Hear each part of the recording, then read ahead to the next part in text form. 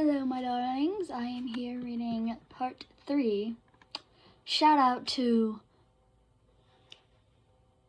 these people. Sorry, I can't remember your usernames.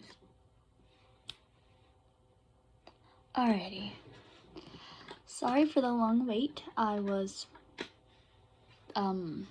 have no excuse. I just was putting it off. But I am in Ochako cosplay. Fun. But let's get on with part 3. No one's point of view. I set aside a room for you, Isabella said with a smile. While having her hand out to the room she put Sister Crone in. Thank you. It's perfect, Sister Crone replied nicely. As they talked, you, Norman, Ray, and Emma watched down the staircase. You clenched your arm in pain, not knowing what was wrong. Ray watched as you clenched your arm and teeth, and then put his arm around you to touch your shoulder and bring you close to him. Continued to watch Mama and Sister Crone talk to one another.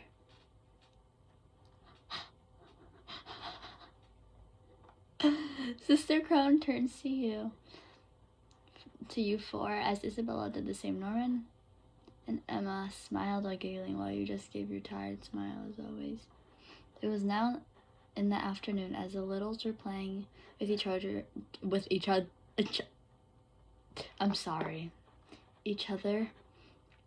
Norman then decided to speak up in the library. I was so focused on the trackers that another adult never crossed my mind. Norman spoke while putting his hand on the wall near the window. We should be happy about this, Ray replied while leaning on the wall. Norman turned around and faced Ray with a slight shock on his face. Emma spoke with confusion. Oh, what do you mean? He means that with Carol. Who the hell's Carol? I don't know. Carol. And Sister Crone here, we have 2 new sources of info. Who is Carol? Okay, you. You replied to Emma while yawning and holding your arm pain still. Norman turned his eyes to you while smiling. Ryan's right. First off, where did they both come from? Ray said once again. I suppose Carol is here to replace Connie. Oh! It's a child. They must be replacing merchandise, Norman said. Norman told the 4 with no fear in his tone. If this place is a farm, they must have a base where they prepare all the 1-year-olds to resupply the house. Ray spoke. So that... Oh, I just got lipstick on my tongue. Alright, so then, do you think we all came from that place at some point, Emma said.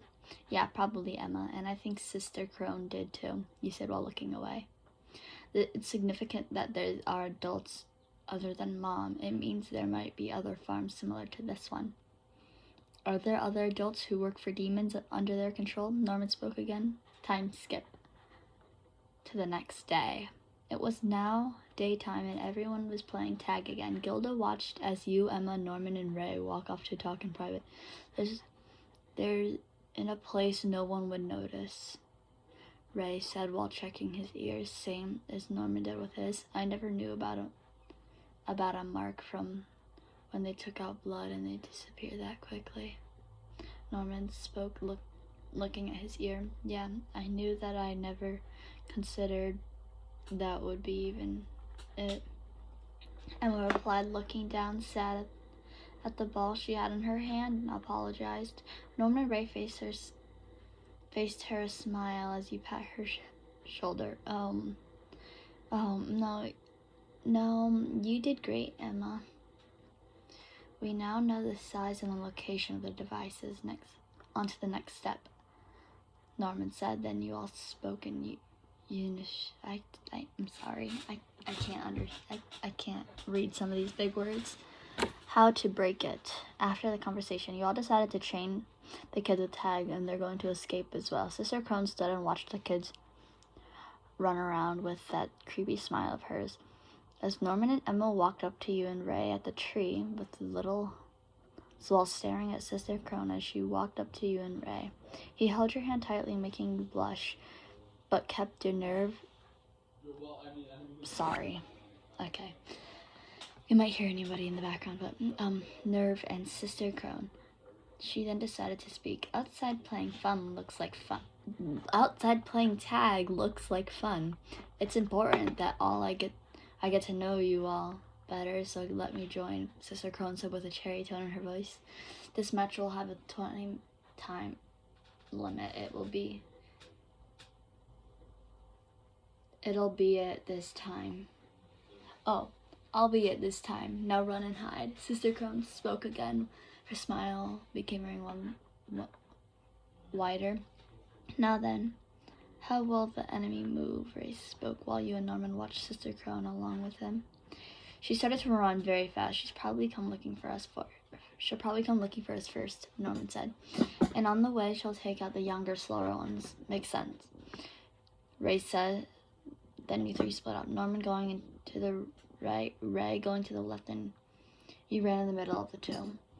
Fake footprints, that's strange. Why is it so quiet? Sister Crone said, looking up around. She then saw Phil and another girl and smiled, running after them while Emma ran and grabbed them. Emma was now hiding behind a tree log while Sister Crone spoke, walking around them.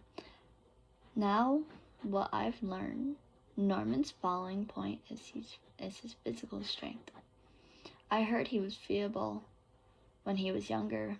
Ray's weakness is that he's a little too quick to give up. He tends to make quick decisions, but then shares them just as easily. Ryan's weakness is that she's too focused on everyone's, and especially Ray's, safety, instead of taking care of her own self, Sister Crone said while turning around with a smile. And you, Emma, your weakness is that you're too naive, like carrying others, since they'd be helpless otherwise. Give up and come out already. Emma and the two kids were then found by Sister Crone. It was just you, Ray, and Norman. Crone had chasing after you three now. As you split up, Sister Crone went your way, making you trip on a branch. The sharp end of the branch scratched your neck, almost going straight across. You trampled down, landing on your side. She caught you as you were slowly walking back. You could have sworn you heard Ray call your name. Sister Crone looked at Norman as he gave her a serious look. They are truly elite, Crone thought with a surprised look on her face until Ray tapped her, telling her time was up. The two boys and Crone walked back to see everyone cheering. Ray's eyes widened as he saw Anna holding you unconscious. He ran to you along with Norman. What happened to her? Ray said. Ray yelled. I saw. She hurt herself. Look at her neck, Norman said, lifting your head up to the side. The cut almost looked like it went deep. Ray growled and just stared at you. Ray carried you and started to walk off back to the house. He kept staring at your neck, hugging you close. You're such an idiot. What if it went straight through? He said, walking a little slower. Norman, Ray, Wyatt, Emma, and... Crone said, looking at Gilda. She then smirked and decided to do something in her room. Crone hasn't done anything since then. You said to the three. Emma nodded and added on. It seems strange. She's probably just following Mom's orders. Mom used to suspect us all at first, but it doesn't seem like that now, Norman said, looking at the shelf with a serious look. I wonder what happened, Emma said again. Any thoughts, Ray? Norman asked Ray, who was leaning his back against the shelf looking forward. I'd like to hear what you're thinking, Norman. I think my mom did something behind the scenes so that she wouldn't have to make a move herself. What do you mean? Emma said, confused. Think, like Mom, what's the easiest situation you could hope for? Knowing your target's every move without her having to do anything yourself. But you said there are no children, hidden cameras, and listening devices, Norman.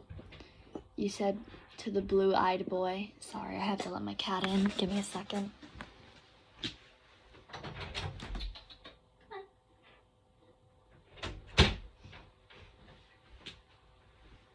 Where was it? But you said there are no hidden cameras or listening devices, Norman, you said to the blue-eyed boy. You then realized you put your hand on his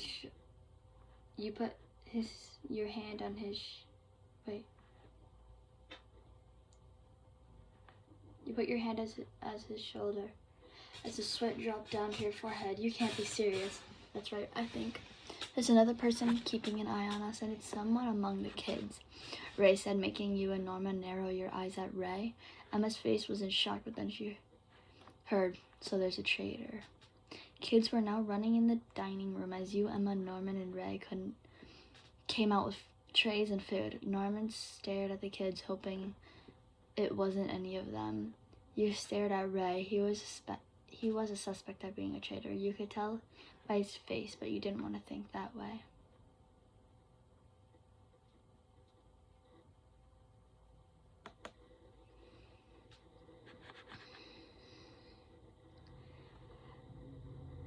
Are you serious? Well, there's chapter 4, I think. Are you serious? Cut it out, Ray told Norman with an evil smirk he had on his face. Ray, you realized, right? I set a trap for 3 people. I told Dawn I was behind my bed, and Gilda was told it was on the 2nd floor, bathroom ceiling. At least that's what I told you. But I actually told Dawn the dining hall, and I told Gilda the library, Norman stated. Ray's smile turned into a serious frown as he sighed and continued to listen to what Norman had to say. The rope behind the bed ended up being gone, so what about the other 2 spots? Should we go over and check them out? Norman said. Again, the 2 stared at each other for a while in silence as the clock ticked over and over. Ray then sat on the bed to only lay on it and start to laugh. Oh man, I thought I was doing so well, Ray said. Looking at Norman, he sat up and crossed his legs, looking down. You're right, I'm the one who's been spying for Mom. He smirked evilly and asked what gave it away for Norman to figure it out. It was when Sister first came to the house. I was disgusted with myself and I suspected you instantly. After Norman making the deal with Ray. So did you find who the informant is? Emma asked. Well, it's me, Ray said, making Norman surprised. Emma looked in Ray's direction as you just looked away in pain. You had already knew Ray was Mom's spy. He told you right when they figured it out. YN, I'm Mom's spy.